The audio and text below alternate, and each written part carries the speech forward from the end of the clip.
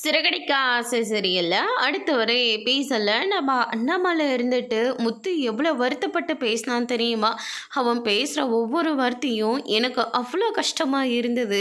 நீ மட்டும் கூட இருந்து அவனை பார்த்துருந்தா அவனுக்கு இவ்வளோ கஷ்டம் வந்திருக்குமா அப்படின்னு சொல்லிட்டு விஜயக்கிட்ட வந்து சொல்லிட்டு, சரி நான் முத்துக்கிட்ட கொஞ்சம் போய் பேசிட்டு வரேன் அப்படின்னு சொல்லிட்டு முத்து மாடியில் ரொம்பவே ஃபீல் பண்ணிகிட்ருக்காரு. கூட வேற மீனா இருக்காங்க.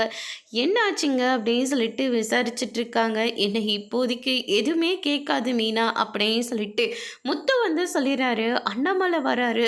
முத்து அப்படின்னு சொல்கிறாங்க. அப்பா என்னாச்சுப்பா, ஏன்ப்பா நீங்கள் இவ்வளோ தூரம் மேலே ஏறி வரணும், போய் தூங்கி ரெஸ்ட் எடுங்கப்பா, போங்கப்பா அப்படின்ற மாதிரி சொல்கிறாங்க. டைமை பாருங்கப்பா எவ்வளோ ஆயிடுது அப்படின்னு சொல்கிறாங்க. முத்து நான் உன் கூட பேசணும் தான் வந்தேன்.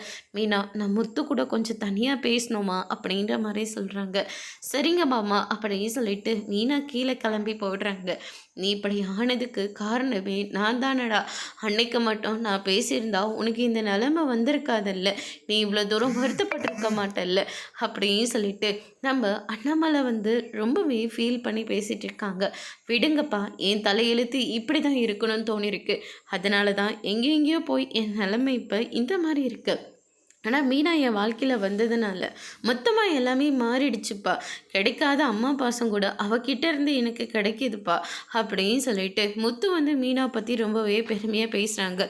திடீர்னு அண்ணாமலைக்கு உடம்பு சரியில்லாமல் போகுது. பதறி அடிச்சுட்டு முத்து வந்து ஹாஸ்பிட்டலில் தூக்கிட்டு போகிறாங்க.